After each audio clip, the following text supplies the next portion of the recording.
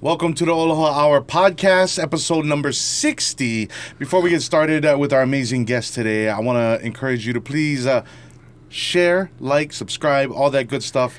Help us grow, and we can help you grow at the same time. We grow together, ladies and gentlemen. Want to shout out our friends from Waiakea Water for keeping us hydrated today. And also, don't forget, aloha each other today. Yeah? If nobody told you that they love you, we love you. All right. Yes, sir. I'm going to introduce our guest for today. She's an American politician from Hawaii. She was one of the Democratic primary candidates for the position of Lieutenant Governor of Hawaii in the 2018 election. She previously served as a commissioner on the Hawaii Civil Rights Commission and was elected to serve 2 terms on the Hawaii Board of Education.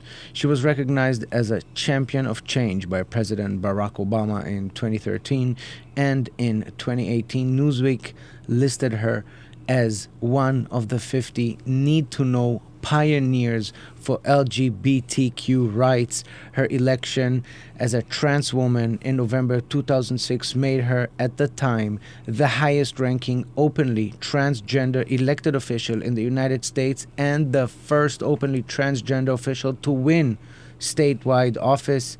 She is Kim Coco. Hey. Thank you so much for having me. Absolutely. I know we were trying to get together since COVID. It's been like 4 years almost. Yes, thank you for your patience. Absolutely. I know you're a busy woman.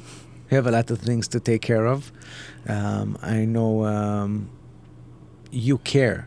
So you have a lot of things that you fight for. Mm-hmm. And, in our research, we realized that you did way more than what people actually know, which was like, you need maybe a different publicist. Nah. Yeah, it's hard to know what people connect to, you know? Yeah. So I want to talk about things that connect me to another person, not alienate. Yeah. I mean, you were just involved with people that a lot of people care about, whether it's water, whether it's rights, whether it's, a lot of times people think like, okay, she's transgender, so she cares only about LGBTQ. And originally I was under the impression, okay, she's probably fighting for that right, for that reason, for those people. But I came to...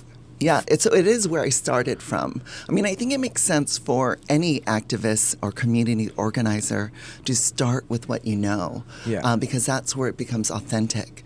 And so once we were able to get all of the civil rights expanded here in Hawaii, I could take all the skills and all the relationships and help the water protectors, and help young people who are trying to, get their public education in a safe and accessible way. Also working with the homeless community, helping them get the services they need. And now, more recently, I've been working with condo owners.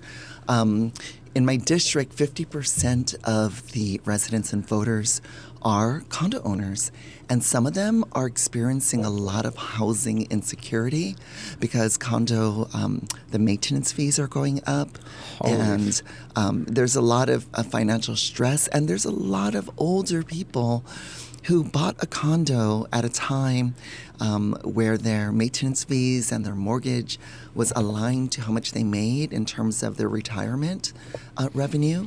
And now it's passing them by and they're scared, like, what's going to happen to me? So I've been using all of my organizing skills that I picked up on LGBT issues and helping them mobilize and put pressure on legislators so that they have their voice and concerns listened to. Because what's interesting is a lot of the developers and community association managers, the people who run the operations of condo buildings, a lot of them give huge contributions to the legislators, and so when there's a bill that would protect condo owners, a lot of those bills have gotten killed. I bet. And so Wow. any injustice, I'm in for the fight. I think that's the right word, injustice. I think, yeah. You're always there when there's injustice. You like, fuck that. No way. We're gonna straighten that up. So Yeah. that inspires me. And it's not about what party you belong to. It's more what you create, what you produce. Do you produce true, sincere care for the community? I'm on your team. I don't Right. care, who you belong to. You know what I mean? Yeah, I do. And I think a lot of times people are like, oh, I'm only Republican or I'm only Democrat, and they forget about what needs to put us together. Yes, and that's one of the reasons why I'm running for state house. The person who's currently in that seat has been there for 30 years. He's the Speaker of the House, and he is very, very petty about supporting issues that Republican brings up, and it's just that kind of petty politics. I hate it. I'd rather have everyone bring to the table their best and brightest ideas, and let's work on those. Let's find the common denominators and see what we can get done for the people. And not be like, oh, that bill was introduced by that Republican, we're going to kill it, and we can always introduce it next time. I think the magic words are common denominator. Like, Yeah. what do we all can agree upon? Not what we cannot, what we disagree, but what can we agree on? Right. What do we both understand that common sense works for this particular bill, regardless of who proposed it? Right. Like one of your previous guests, actually, I think he introduced some anti-trans legislation. But, again, I don't care. That's for whatever reason he's doing that. I'm just like, what can we work on together? I'm going to ignore. I know who you're talking about. I think you're referring to Diamond Garcia, who proposed something, and I just want to make sure that I share that. He's very religious. Mm-hmm. He's Christian, Mm-hmm. so for him, he sees that in a different light. Yeah. I guess it's nothing personal. Oh, right. And that's why I'm saying It just it contradicts is what it is. the way he grew up and like what Yeah. he under. Yeah, and I think the same situation. I think Mike Gabbard had the same relationship with the LGBT community and the experience. And I think over the years, so I've been working with Mike Gabbard on environmental issues. And I just don't see all the complicated stuff. There's no time for that. Like, people have their feelings for whatever their reasons are. And again, let's keep working together and moving this forward. Let's not get petty about things. Get dramatic, huh? Yeah. Well, that's one thing. I don't like when people put everything into one group and instead of a very singular situation thing. They take it upon an entire group for something singular, which is, it doesn't speak for everybody in the group, Yes. And truthfully, I'm sure he has constituents who also want that point of view represented, and they have a right to have their legislator represent that point of view. Even though I may find it hurtful, it's still his job to represent them and his constituents, and it's just counterproductive to take things personally. We did talk to him about one topic related to transgenders. I think it was about we talked about when there was this thing where they read reading books at the park by transgenders, and for me, it wasn't about the fact that it's a transgender. It was the fact that transgender was half naked. So for me, it doesn't matter if it was a woman or a man or. Did you see pictures of the person? Oh, interesting. Yeah. So I was like, if a woman would come in high heels and that kind of open. There's usually so many layers of clothes. I'm actually surprised that they might have been wearing something that showed a lot of skin when there's usually a lot of things, layers and layers of regala. But I don't know enough about that. No, I'm just saying that we didn't agree with him on his take on transgenderism per se. We just said that specific situation we felt like, or I speak for myself. Yeah. I felt like nobody should be half naked. I don't care Right. what is your preference.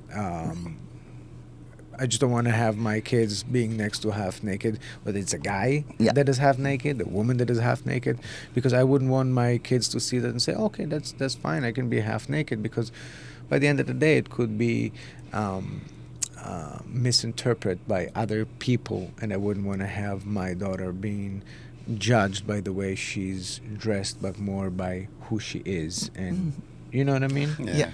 Well, just send your kids then. Yeah, like, I was like, oh, okay, well, you're not going there. Well, You know? it was in the school, huh? They brought him to school. Did they bring him to school? Yeah. I thought it was at the park. I thought it was at the park. Wasn't it at the park? I didn't see. Well, here it was at the park, but on the mainland in Oh, Cali, there was yeah, like a well, school thing. Well, that's- Yeah, and that's the thing too. Like, there's a lot of trends that happen on the continent that when they try to get replicated here, they kind of miss the point. I think Hawaii is very unique in terms of mahu. Yes, You know, the culture yes, here, it's very, yes. I mean, we think of so many trans or mahu people who hold a lot of respect in our community. Yeah. And, yeah, and I grew up, my uncle was gay that I lived with, I grew up my whole life with. And same thing, I seen him go through problems. It would be so sad too. Like, I would see him, like, have mild bits of rage because of the oppression from it. Like, I remember one time he came home fucked up. I mean, just beat up, and I'm like, what happened? And all he told me is like, I just got into a fight. And I'm just like, as I got older, I realized like, oh damn, you didn't just get into a fight. Guarantee you caught cracks from a bunch of guys. Yeah. You know what I mean? And even like my neighborhood would it's so weird. He's my uncle. I live with this guy, and my neighbors would like itch me on the shoulder like, hey, you know you're like your uncle. And I'm just like, and so what if he is? Like, you know what I mean? Like, and I'm in a weird Yeah. position where I got to be tough for the neighborhood, but that's my family. You know, like, why are you doing this? You know, and so I can see where the struggle's from. But they've been ingrained in our community since I was a little kid. You know, Right. graduation parties would have dope-ass drag shows. One of my friends, I seen him lick one girl's nipple or a guy's nipple, and I was like, oh, damn, bro, let's go. Like, I mean, so it's been here, and it's been very powerful. I think Kumuhina wrapped it up the best for me when she said that they're respected in the Hawaiian culture because they embody the spirit of male and female. And it's like a duality thing. And I don't know how true that is for everybody. Again, everybody's different. But when she said that, it really hit me. I was like, wow, that's powerful. And I think that there's a lot of, like, Kumuhina and myself, I mean, if she and I talk story about compared our experiences as leaders in different ways in Hawaii, we don't get any weirdness. I mean, Yeah. I don't. She doesn't. You know what I mean? Like, no one does. You know, I mean, I think we're appropriate, and I think, you know, we're 100%. strong, and we keep things focused. But yeah, no, I'm. And then even after I did get a phone call, actually, you know, when I was campaigning, some older man left a very irate message about me being trans and mahu, whatever. And I just pretended I didn't hear the message. And I did call him back. He said, hey, you know, my voicemail's broken. So I do see that you called, but I couldn't hear the message. But I just wanted to check in to see if there's anything you needed, because it was during COVID. I'm like, there's a lot of people struggling, and there's a lot of resources I want to help you get if you need resources and all of that stuff. And by the end of it, he says, oh, I have a confession. I didn't leave you a nice message. I said, oh, that's all right. And he said, oh, yeah, I wouldn't have voted for you, but after this long conversation, I would totally vote for you. Oh, my goodness. You know, I mean, you Real just is don't, real. you look beyond their hurt. Like, something's going on usually and I learned this at a really early age. In high school, when people were trying to bully me, I always saw them as being hurt people, you know, acting out in a way that's kind of pushing their pain onto me. That's kind of scapegoating thing. But I never took it. I didn't think it was me. I didn't think I deserved it. So, just if we already dive into that topic, at what early age did you know that you feel that you're in the wrong body? or not in the wrong Yeah, body? no, or- I actually feel like I'm in the perfect time, place, universe, all of that. I was born Kim Coco Iwamoto, which is very unusual. If you look at our website, you can see a football jersey and it says Kim Coco. And my brothers are like Scott, Troy, Mark, Chad, and then Kim Coco. So I've always, and then. No way. Yeah, and then even growing up, the kids in the neighborhood, I remember this one kid was so mad. And he yelled at my brother, "Why do you let your sister play football with us?" And he was kind of new from the continent. And so there was always that. I don't know. I've always been me. And I feel like in the same way that everyone else matures and evolves and we become our adult selves, the same thing happens, I think, for all of us, So it wasn't, there was a case. So I was going to St. Louis High School. So the interesting thing was it was me and 4 brothers in my family. And then when I went to St. Louis High School from 7th grade, it was me and just all of these guys. And even then, I stood out, right? I stood out in my family. I stood out amongst these guys at St. Louis. And the counselor said, "Oh, yeah, you kind of stand out." But he was actually, and he, they have counseling at the private school. And he basically, told me about there's therapy for people who are trans and all he this tried stuff. to talk you out of it, or what? No, he just wanted me to be seen and Okay. feel safe. And I was. And That's by the awesome. time I graduated, I would come out, I would say, I would go to these religious retreat, camp things, and I would tell everyone, I'm going to be a nun. When I get older, I'm going to be a nun, which is kind of what happened to me, taking all these foster kids and adopting orphans. And so that is the life I ended up, living, basically being a nun. And so that was me coming out to my classmates, I'm going to be a nun, and my sister-in-law, with the age of 9, knew that she doesn't like boys. Mm-hmm.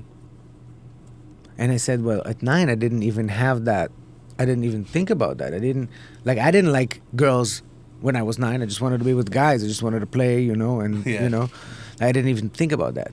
But she knew by 9 that something is different, that she feels more like she doesn't even, I don't know, she knew by 9. And I think for me, it's amazing to know or to understand that someone can understand themselves that well at such an early age. Because it takes a lot of understanding yourself. Me, till this day, I hard for understand myself, you know what I mean? But if you can understand yourself, at least in that sector, and know what you want and what you don't want, I feel that's insanely inspiring. Yes, and a gift that my father gave me during this time. So my father, like you, he was a, entrepreneur, businessman. He he was working in his family company since he was in high school. So he was working all the time. And one day he picked me up from school. I'm like, oh, what's going on here? And it was already at a time when the counselor at school had already found a therapist for our family. And so I was around 12 or 13. And he said, picked me up from school, which is unusual. And he said, oh, I know you're going through a really difficult time with therapy and all that stuff. And I just want to let you know that no matter what you want to be in life, whether it's a bus driver or a teacher, a doctor, a lawyer, a man or a woman, I'll support you 100%. Wow. And I'm like, so that really helped. So it was this kind of unconditional love. And I'm sure, and I thanked him years later, and he didn't remember ever saying that to me, which is funny because, and the reality is that I'm sure the therapist said kids like Kim Coco end up, hurting in a self-harm. The stats are really bad. If you want to keep your child around and healthy, you should say something affirming. Oh, yeah. and make sure that they know they're loved. And in fact, I wish my 4 brothers had that conversation with my father. I feel like they would have been, it would have been really healing. I think it would be healing for every single kid to hear that. 100%. Especially, from, again, a very Japanese, conservative kind of family where the guys don't talk. To hear that affirmation was all I needed to have this really strong core and to not internalize the weird stuff that people try to lay at my doorstep. So you had a tough time in school? Or I can only imagine that running for office, trying to be in politics, I mean... Oh, I was class president. So as out there as I was, when I was in high school, I was class president. So I was still, me. And in fact... Which I think it's crazy and inspiring that you always put yourself out there. Like, you don't give up. Yeah, because, at the time, our advisor for our class lied to us. He said if we sold X amount of M&Ms for the fundraiser, we would get a dinner cruise. And then we did sell it, and then he totally, took it away. So I'm like, oh, hell no. And it just so happened that my family had a catamaran company. So I'm like, we're going on the catamaran. And so I mobilized and we rallied and we were able to do a catamaran cruise. And then again, that injustice, the inconsistency, I don't stand for that. But where did this gift of organizing come from? Like, you seem to be an insanely good organizer, from the movements you're doing. Currently, the ones you've done, and now you're going back to high school where you've been the class president, organizing everything then. Where does this all root from? I don't know. I think this seems to be your gift above all. Or curse. I mean, everyone makes you do everything. Kim can do it. Put this together. Yeah, no, because when you see injustice and you feel this need to fix it, that's a very stressful... That's not always, it's blissful. Like, ignorance is bliss. Mm-hmm. You know what I mean? Yeah. There's a lot. Like, when I go get a massage, the therapist is always like, oh, you're really tense. I'm like, there's a lot on my shoulders. And so that's what happened. And in fact, so when I was class president, one of the, how the moms chaperone the dances? And I guess I was like, it was the 80s, and I had these padded shoulders and a cinched waist belt and David Bowie kind of, and also Boy George makeup. It was that era. And the boys from Damien would actually ask me to dance at the St. Louis thing, and then their friends would be like, that's our class president, because they just didn't know. And then what happened was one of the chaperoning parents said to my class advisor, I don't think Kim Coco's that's not correct. Like, he needs to tone it down. That's not a St. Louis man. And so he tried to have a conversation with me about that, toning it down. I said, oh, really? And so I said, my classmates voted for me exactly how I am. And if I'm not going to change who I am, that's part of what gives me my strength and power, that they see I'm authentic. And so I did this whole big thing where I wrote, and back then we had carbon paper, and so you have to put the paper and the carbon copies and then type it in multiple forms. Mm-hmm. So I did that, and I submitted a resignation letter to all the entire school administration. And by the end of the day, he's begging me, don't leave your position. It's kind of funny. Wow. Life is hard in general for any teenager, for anybody growing up. I mean, we have multiple challenges throughout the day.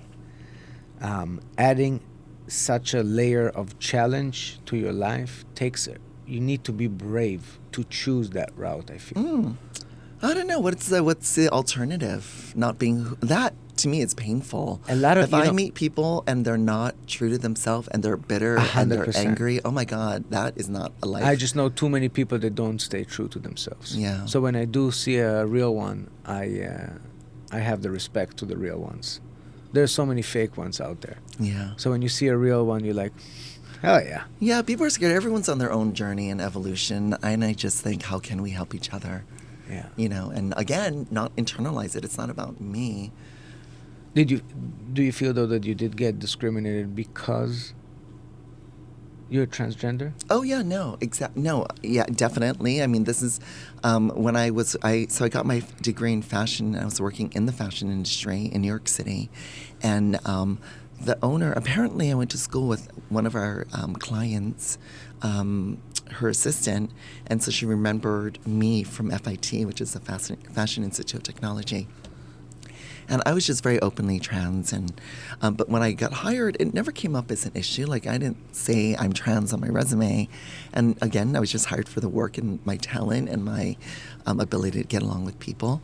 And then so this client called the owner of my company at home, which is really weird, and said, "Oh, I just found out that your showroom sales manager is trans," or whatever they were saying at the time, and that's a problem. I don't want to work with her. And so then my boss told me, and so basically I was constructively terminated, and which is really weird because growing up here in Hawaii and working for the family company, my father hired an openly trans woman to be a supervisor. So I always saw trans people as being it's not a big deal, and if they're capable, then they get promoted.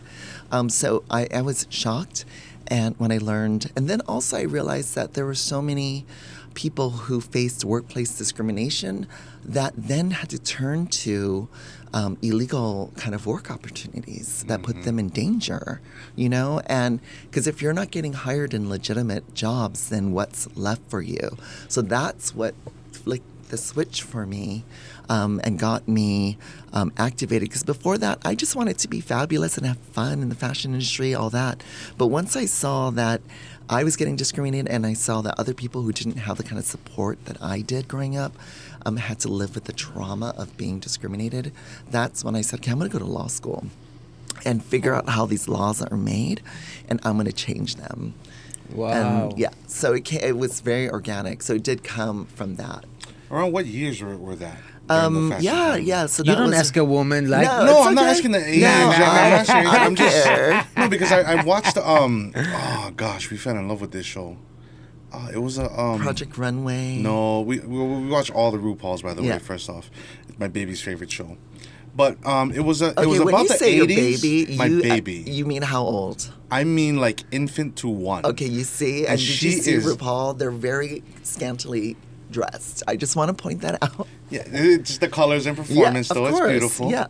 But it was about that era. It was There was the 80s or 90s where it was the Big Revolution. What was the name of that show? The Big Revolution. Was it Stonewall? This is where I learned about houses. Pose. It was Pose. Yes. Pose. Yes. Yes. So when you're telling me your story, I'm like, oh my god. And that I'm was in reliving. New York. It was very that time and that era. Yes. And then when you start telling me that they have to do other work opportunities, I just imagined all the things that in that show what they had to do, which was a lot of street work, a lot of street sex work, and it was just to survive and be what they wanted to be. And I was like, oh my god, that's terrible.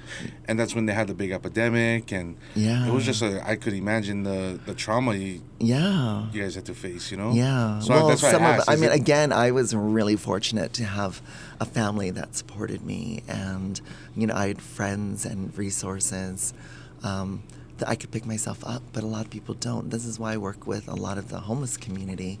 24% of our unhoused population here in Hawaii experienced homelessness as children. So they don't have the safety net that some of that other people have. Yeah. You know what I mean? And so this is why when you understand the data. So 24% out of the homeless people in Hawaii are homeless since they're kids. Well, no, they experience homelessness as a minor. Okay. So it says that their safety net isn't as strong and resilient as mine or maybe yours, and that's an important thing to know. So when we think about how to help people and we get frustrated, like how did they let themselves get like this, it's because it's kind of what they knew, and it was an option, and so going back to this idea of what you got to do to survive and eat and all of that. I mean, people, if we can just take care of people's basic needs, there'd be much less crime. Oh man, there's all of that, and so there's a lot more we can do. And so one of the things that we can pay for all of these services is by taxing empty homes. 40% of Hawaii, the private land in Hawaii is owned by out-of-state investors. Love it. 40%. Sign me up. Tax them. Yes. And then and we have 70,000 empty habitable dwellings in Hawaii. 70,000. So these foreign investors are keeping properties vacant, and they're not generating revenue like tax You're talking revenue. like a Republican. Nah, I'm just kidding. I'm just kidding. Oh, is that what Benton Ava? Yeah. Yeah, I mean, but you're right, because, yeah, but who cares? Who cares? The idea's there, and that's a Yeah. solution. It's And a who- possible love it. and solution they're not that going we to all get can agree voted on. out, right? And they're not going to get people by taxing foreign investors are not going to get voted out because they don't vote here. But they're not going to get those checks. You know what I'm saying? Like From they're- who? Yes.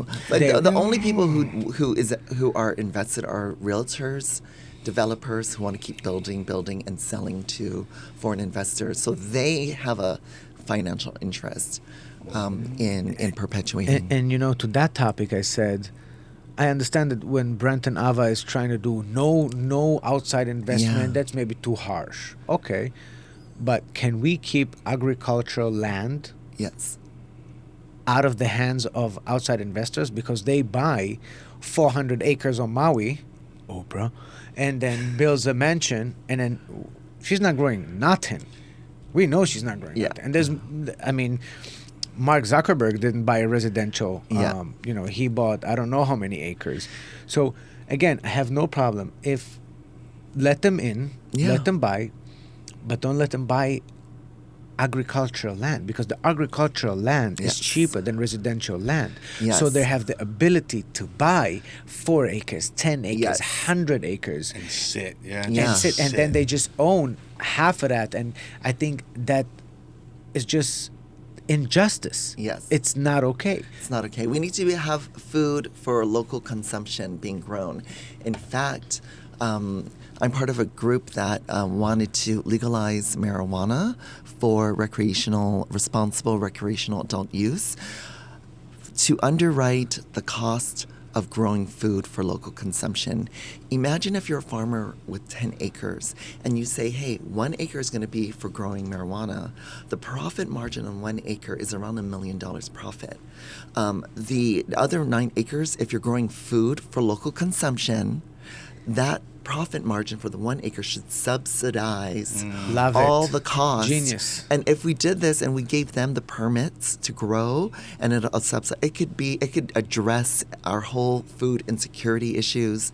It could be really good. So I'm hoping to continue working and building relationships with farmers. And it's funny because the last vote, when they voted on recreational, I heard one of the guys went up and said that the Japanese won't come visit if it's going to be legal. Yeah.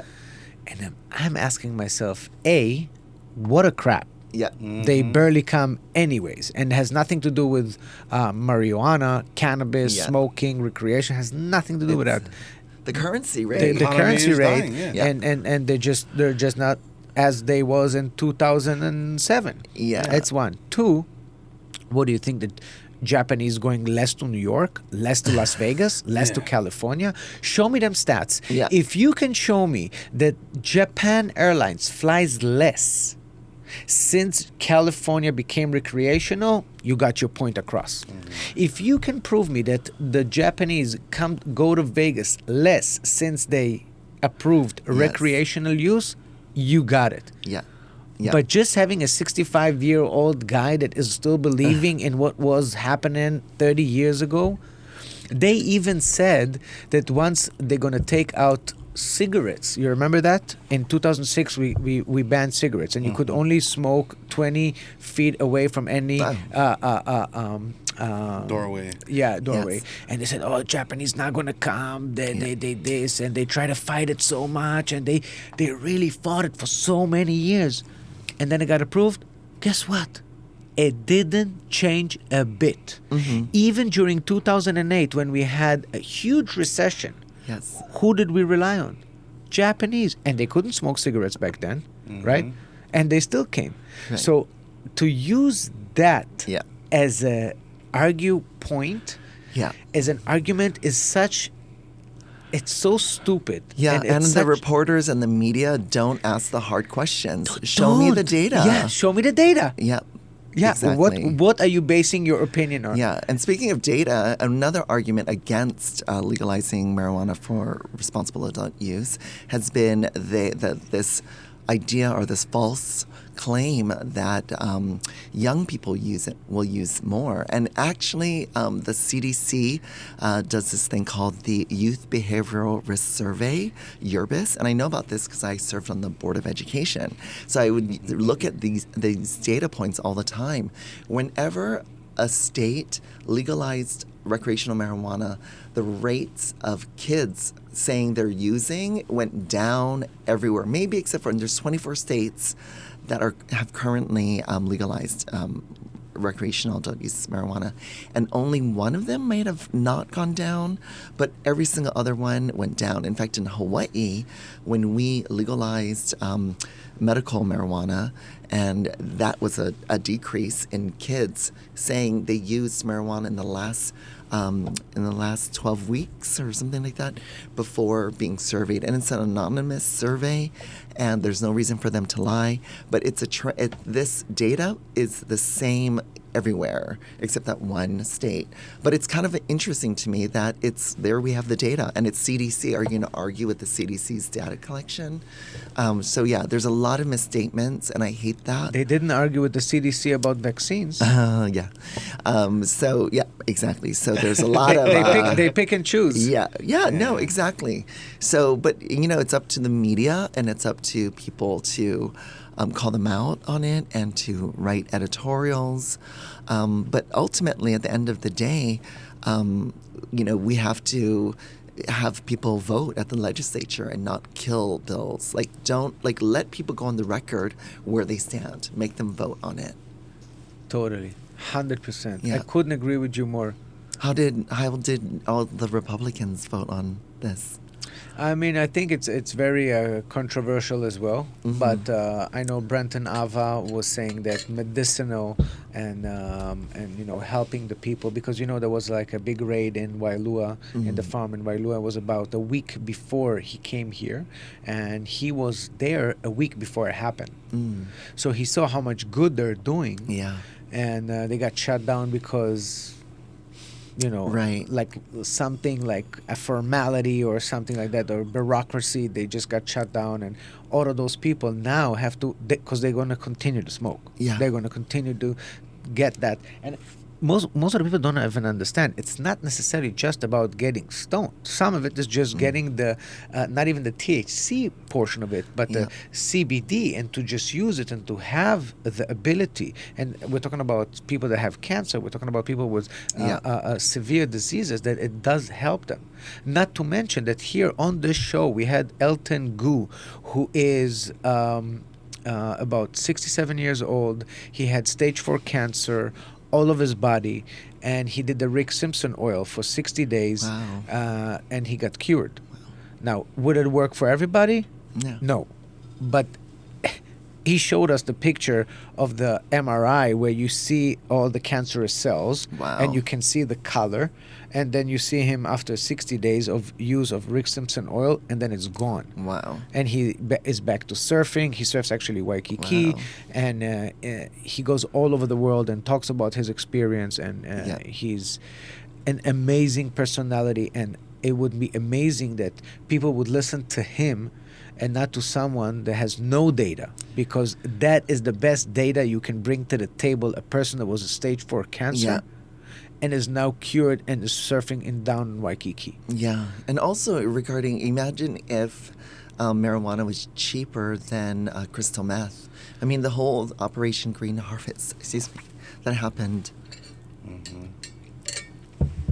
in the late 70s. Where they, the federal government came in and ripped out all the marijuana plants, and then what took its place was crystal meth. Yeah. And so we have and until this day, we still have a lot of crystal meth addicts on our streets.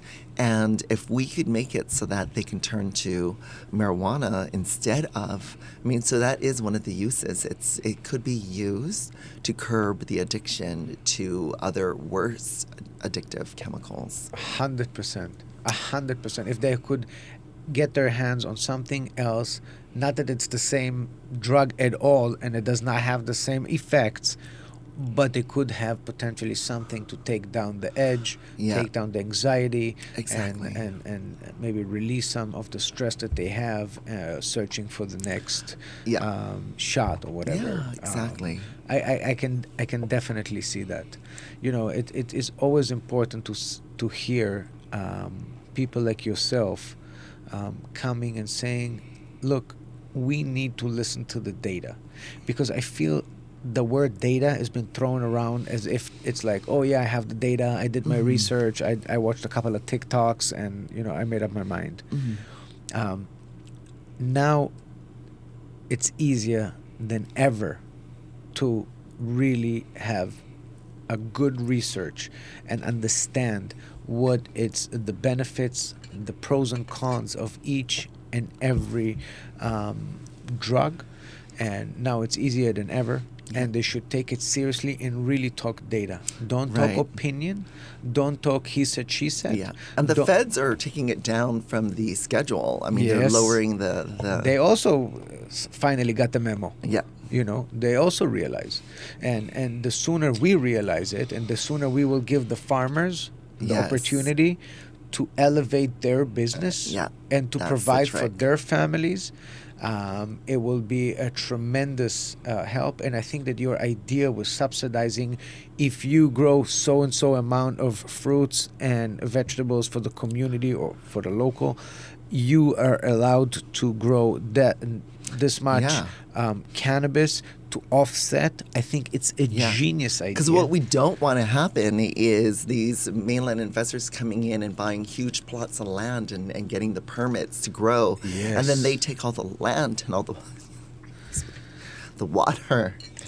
Yeah, I don't know. You know, it's these particular topics is one of the reasons why I'm not a huge fan of government, because look how long we've been at this marijuana thing. You know what I mean? Like, it's been my whole life, bro.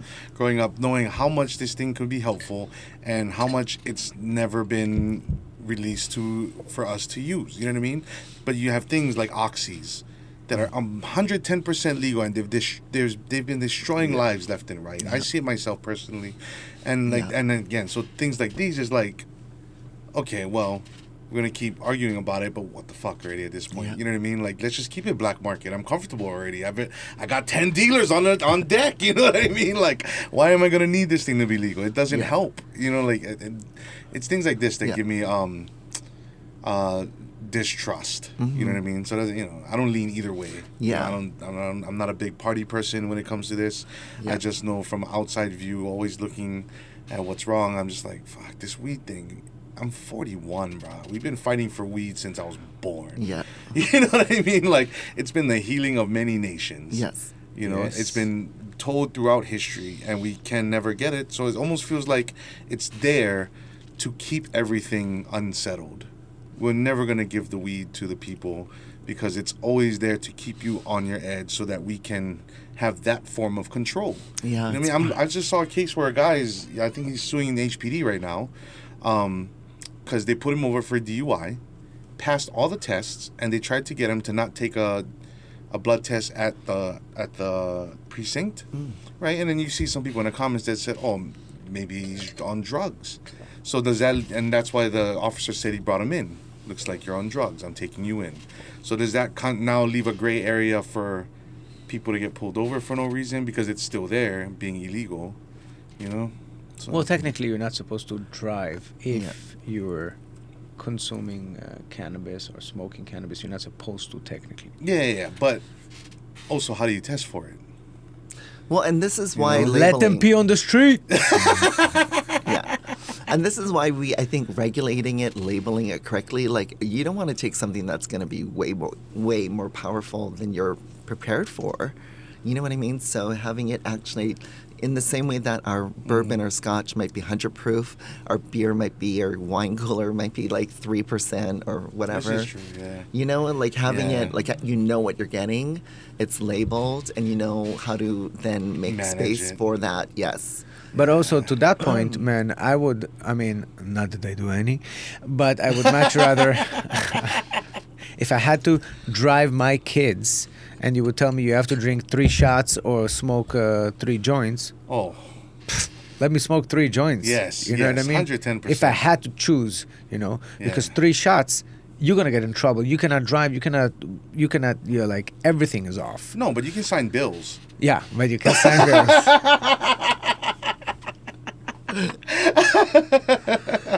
I'm sorry, it's not us. There was one guy up there that was just like, no, you can drink in here. But Yeah, actually, that's true. I mean, Yeah. In one of the comments when we posted from our last episode, when we posted, he said, "How come there's no DUI stop right outside the state capitol?" yeah, Makes sense, bro. It would be a good angle. Yeah. Just to make sure that everybody's doing the right thing, because by the end of the day they decide for our lives, and if they're not 100% focused, if they're not determined to make the right decisions, by the end of the day we are the ones that suffer from that. And there's a pressure there too, because I know the parting that was happening was in the Speaker of the House's office, and so everyone's expected to go and be part of that bonding experience. Oh my God. And then if you're not there, then it's like, oh, are they conspiring against you when you're not there? And so you're there, and it's just gross. It's like, why? And this is why I can't sit on one side or the other side of a party, because it's some silly loyalist thing that doesn't make sense. Why can't we, like you, for instance, come in and somebody else come in and just find the right solution? Yeah. Not have to be a part of one side and Yeah. D gang over here. Well, Yeah, this is yeah. why my race is so important. Taking out the Speaker of the House is huge. So my first race against Scott Psyche, the Speaker of the House, in 2020, I lost by 166 votes. And then last election, it was 161 votes. And so this time I've been working really hard, and I'm going to win. But to beat somebody who actually is in the media every single week because he's Speaker of the House is a big deal. Like, it will make a lot of news, not because I'm trans, but because it's like never is a Speaker of the House ever taken out by somebody in their own party. I don't think that anybody should be more than 10 years in the same He's been job. there 30 years. Yep. Yeah. Well, we got to get the youth to vote. And if we need the youth to vote, we need you to know that I believe Scott Psyche had Dave and Buster's party shut down on a Wednesday night. That's the guy you need to vote against. Yeah, and then he Word. God, that was like a Rage Against monumental moment for people. He introduced a bill this session that would have mandated bars and restaurants losing their liquor license if they got sufficient number of complaints. And now, complaint can be filed by a disgruntled employee, a disgruntled customer, by a competitor.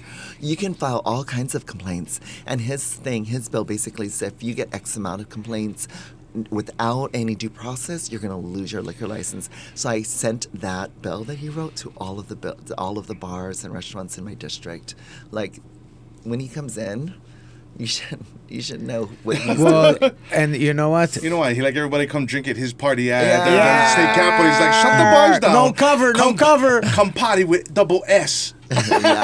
Double S, no stress. But you know what? Talking about the Liquor Commission, maybe that is one of the most corrupt departments I've ever encountered in my life.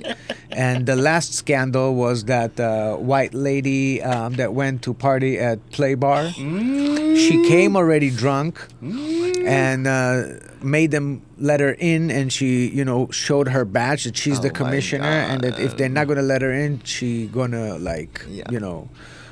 close them down. And then they let her in, and then she wanted to get drinks, and they told her, look, we're not going to serve you, you're intoxicated. And she's like, I made a big scene. They called the police on her. Guess what? She had to resign. And the thing is, that's it. There's no repercussion. She just had to resign. That's it. Bruh, I got mad stories. Liquor Commission, I got stories. I don't know if we should share. No, we should share. So we had this girl one time that was running the bar that we were at, and she was full blown hitting with this Liquor Commission guy just so he would leave us alone. Yeah. You know what I mean? To do as we pleased. It was some kind of interesting relationship. And that from there, I was like, they shouldn't have somebody who enjoys drinking policing the drinkers. Yeah. It just doesn't make sense. Yeah. It doesn't. Yeah. It doesn't make sense. Do you drink? Yeah, and I was actually invited to be on the Liquor Commission. I said, hell to the no. I said, no, I don't want to do that. Which, by the way, they have multiple complaints, and I'm very strong with Walter from Gay Island Guide, and he is. I love this guy. Like He's a fiery one, yeah. he is not stopping them and Scarlett. Yes. They're not. They're just going in on them, and rightfully so. Yeah. Because was there discrimination? I don't know. I wasn't there. Yeah. But there's so many shit happening that the fact that they're pointing it out on their Instagram, on social media, and blasting it out constantly, bruh, they don't make that up. Like, they give them the ammunition to post, right? Yeah. So there has to be something. Yes. I mean, it is already to a point where it's like embarrassing for them. Yeah. And every time I go to the Liquor Commission, back in the day, like I'm talking about 5-7 years ago, there was like, I think it's 8 or 7. Right now, there's like 4. All the rest, and they're changing all the time. There's only 2. Yeah. There's only 1 that is like long time over there. All the rest are new because they have to change them all the time because all of them are doing like monkey business, bro. It's crazy. Sign me up. How do I sign up for this? But Well, the like thing you is, said, you don't want to be part of the... And then when you go out and want to have a good time... Yeah, but I don't really drink. Oh. So many of my friends don't. I mean, he knows I have maybe a drink every blue moon. and trust me, I try to convince him every week. Yeah, it's because I used to drink a lot and party really hard. So I think I've gone through my era. But I've seen the industry from inside out, and I'm just like, man, what's so hard about it? I don't understand what's so hard about it. And I guess what's hard about it is people want power. People want that flex. People like that. I don't care for it anymore. I've done it. You know, so I'm like, I watch it and I'm like, this is so But easy. the thing is, it's volunteer work, right? So you don't get paid. No, there's no pay. There's no pay. Oh, so that's how they... So when you spend your time at the Liquor Commission as a commissioner, it's volunteers, free. Oh. Why would you volunteer to do that kind of stuff? Only because you want to get some the kind. No, I don't think so. No, I think people are trying to clean it up. I mean, there are some commissioners. Some. I mean, the people who asked me to join, I know they mean well.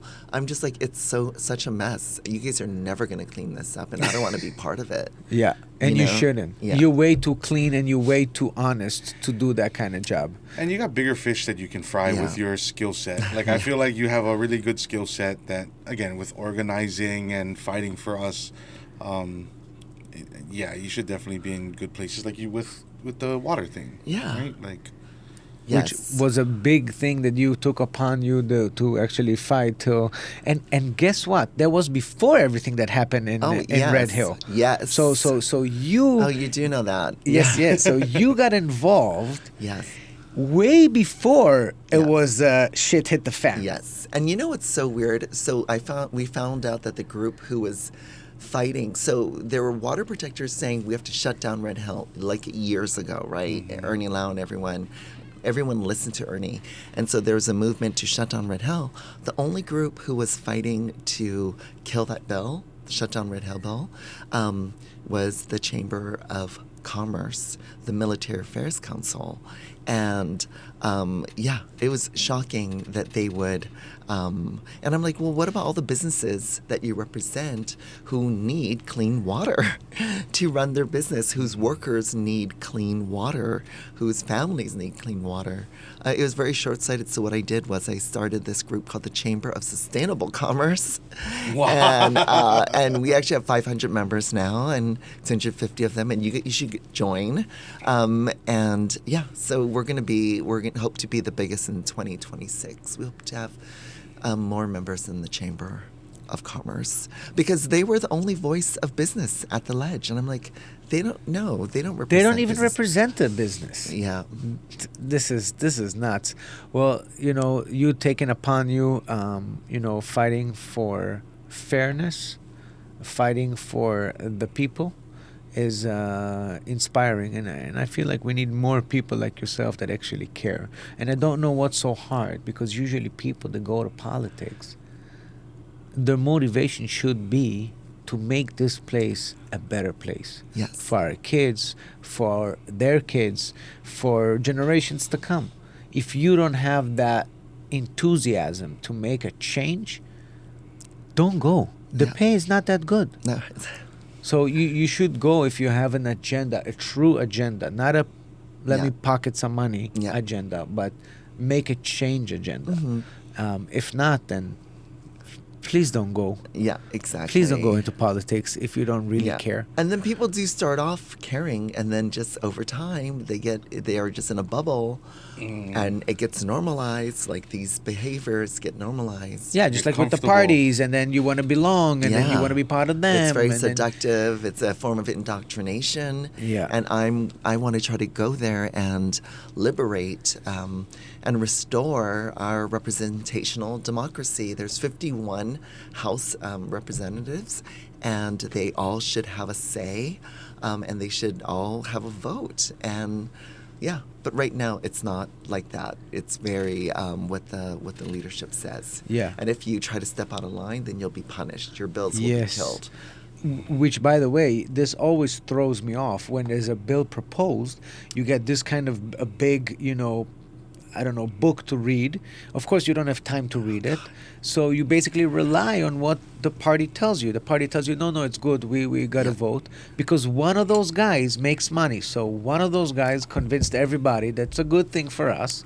You don't have And time it's to... often written by a lobbyist who will benefit. Yes, and of course. it's not told, right? Of You're course. just like, oh, here's a bill we're working on. You should vote on it. And there's not enough critical thinkers. Yeah. So we got to get in there and change it and elevate. And I'm looking forward to doing that. I always tell the smart people ask questions. Yeah. The dumb people, they just go, they follow. Yeah. But if you really care, you ask why, Yeah. when, how will it affect, how will it impact us? If you don't ask, you won't know. If you're just going to follow, you won't have the right answers Right. for the right questions. Right. One more quick question that I wanted to bring up to you. I know you were very involved in vaccines. I think it was the HPV. Actually, I wasn't very involved. Yeah, there's been some discussion, and you've made your point clear. I come at this issue. I actually testified at a Department of Health hearing about the Department of Health was expanding its vaccination requirements of DOE students and removing some of the exemptions. Having been on the Civil Rights Commission, one of the exemptions was like if you ever had any vaccine, you can no longer get an exemption from having a vaccine because clearly your religious beliefs aren't going to be affected. And I'm like, wait, people can change their religion, and vaccines are not all the same. So there was a lot of just not thinking things through. And I am pro-choice. I believe in a woman's right to choose. I believe in a man's right to choose what to do with their body, and what to put in their body. So from that pro-choice perspective, I think people need to make an informed consent and talk with their doctors and what is best for them. So that's it. I'm not an anti-vaxxer. Oh, no, of course not. Yeah, but people are like, oh, you're like your stance on vaccine. But I'm like, wait, I don't know if you actually understand. I'm actually just pro-choice, and I'm pro-education around the issue.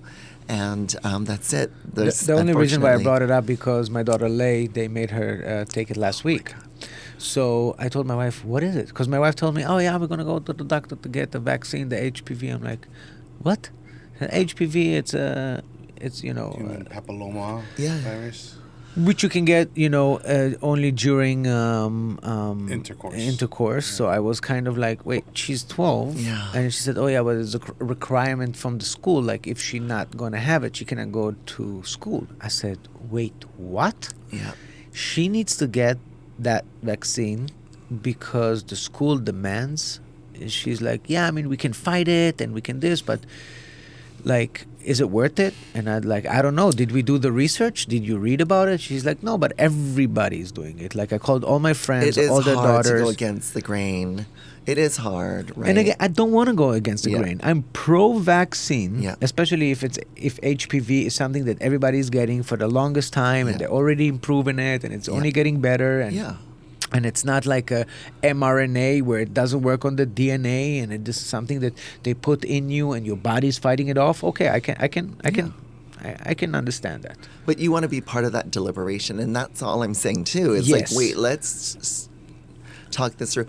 And here's something that a lot of people don't know: is your insurance company, the pediatrician. If you don't get your vaccinations on time, then the pediatrician gets docked $400 of reimbursements.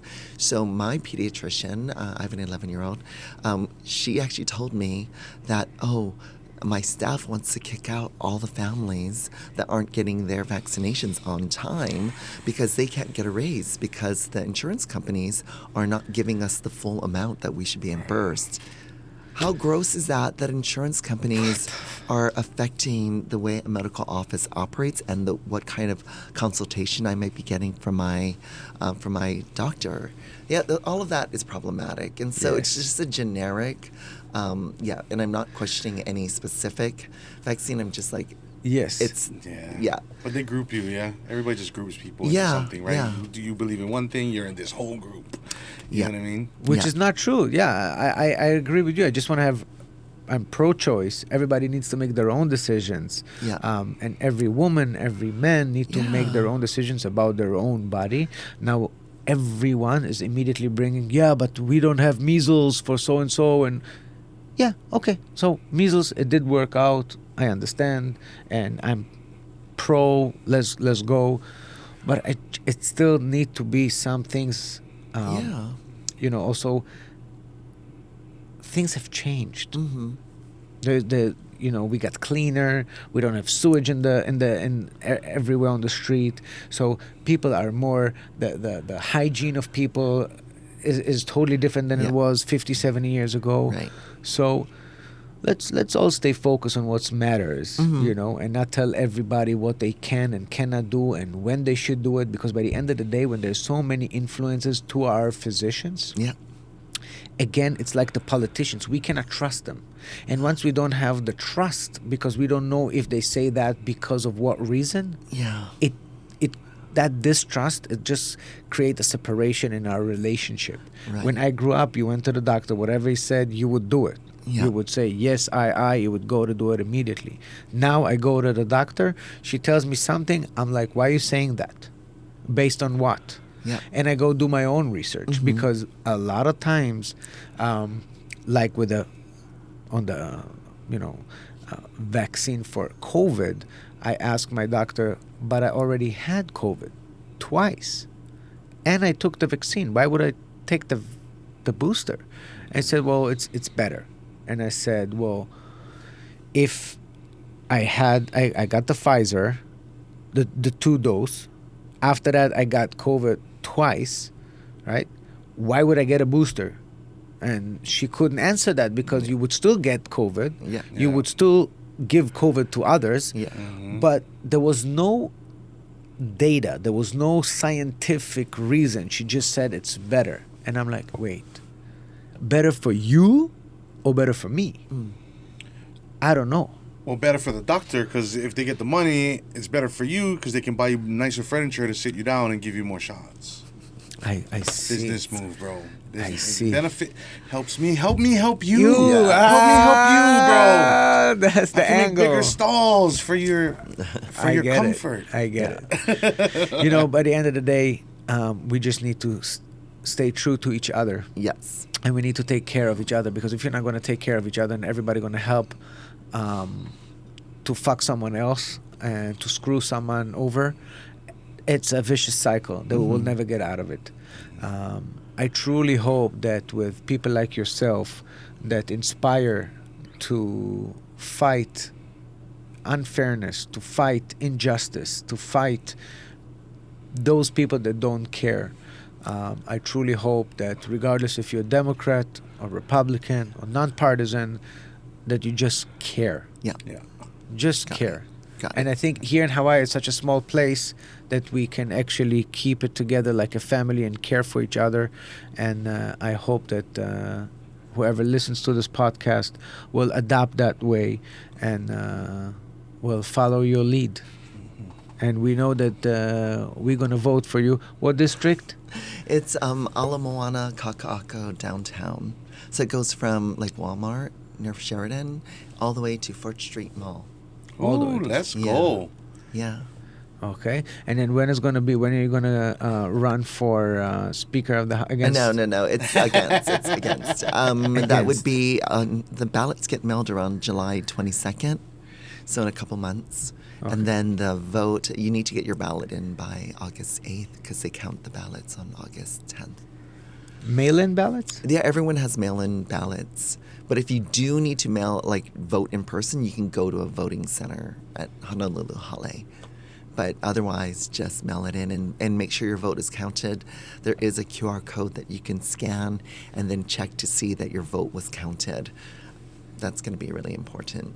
Nice. Yeah. Do you already have a theme song for your campaign? No, I don't have a theme song. No, but there is a great. Oh, what is? Hold on. Hey, I'm in love with the Coco. Nice. Yeah. He prepared that No? ahead of time. Thank you. No, Passion Santos. Excuse me. Passion Santos did a montage of songs with my name in it. Oh, nah. Let's go. You weren't the first. I know. But that was one of the songs. Yeah, Ah. yeah, thank you. Passion's way ahead of me. Yeah, thank you so much. Yeah. Well, thank you so Thank much you. for Yes, coming thank on. you. Thank you. We know you have your meeting. Yeah. So thank you so much for blessing us with your time. Thank you. And we wish you all the best. And we love you. Thank you so much for Thank your you. support and this opportunity to talk story. Yes. Thank you Yeah, for joining you. us. Thank you so much. Thank you. Aloha. Aloha. Aloha.